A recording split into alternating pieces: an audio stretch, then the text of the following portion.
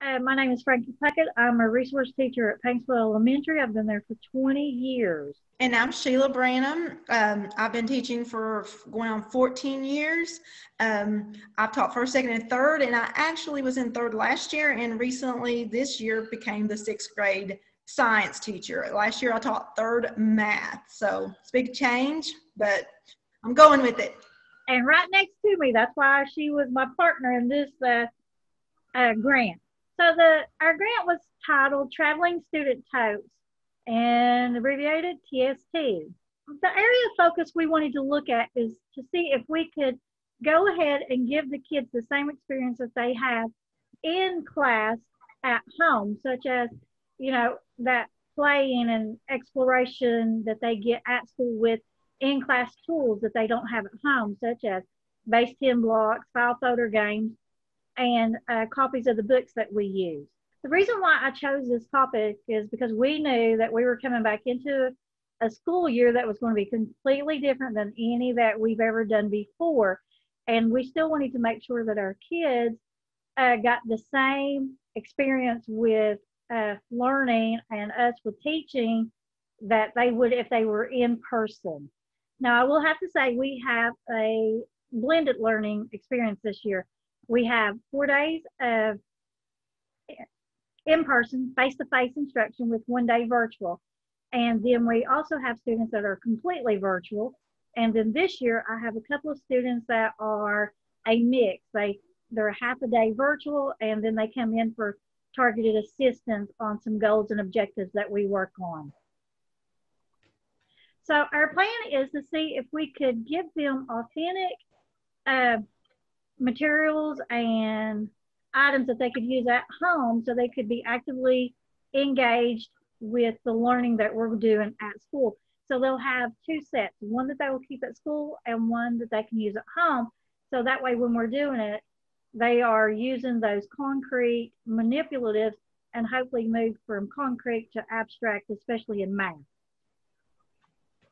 The participants in our project range from kindergarten through 6th grade.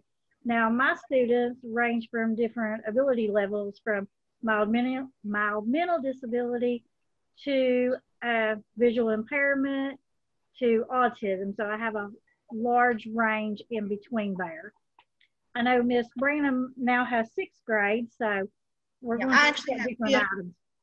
I actually have 5th and 6th. She changed it to 5th and 6th, but I have all ranges too. Okay. In levels. Now, some of the resources that we want to give them are ones that they should already have but may not keep where they can get to them all the time. So we're going to give them the tote bags or book bags in order to keep up with the items that we want. So, we did just main items such as pencils, markers, crayons, erasers, glue, highlighters, and things like that. But we also wanted to give items like dry erase boards and some stress balls or stress cubes, different items for that. And we wanted to give them flashcards on lanyards that will host their passcodes and login information, plus give, what word am I looking for? When you give the steps to do a problem, like addition with regrouping. Is it just prompt cards? I'm not sure what I'm not sure what exactly you mean. You talking about like the procedures and or like an anchor chart almost? I mean, not an anchor chart, but like a mini one. Yes, like a mini chart. There we go. We'll call it a mini anchor chart that we'll make for them that they can keep at home. All right. Some of the supplies that we are requesting, we want different types of drawstring bags, or the book bags is what they call them. And we wanted to try to get some that were easily sanitized, that, even if the one kid is using it and they no longer need it, we can go ahead and sanitize it and it be ready for the next student. Some of the other items that we are requesting, like I said, we wanted to do something to help with some stress levels. So we were looking at different stress balls. There's other different ones on there, hats, funny faces, cars. And then we wanted to do flashcards because it's a good visual for the students as well. And then file folder games have been around for a long time. but the ones that we have in our classroom is probably 15 or 20 years old. So showing a student a rotary phone versus a cell phone, they don't know exactly which one it is. So we need new updated file folder games. And of course, we'll need paper to do that with. Like I said, we want to do the flashcards, and we want to also be able to laminate a lot of our items so it makes them reusable and easier to sanitize.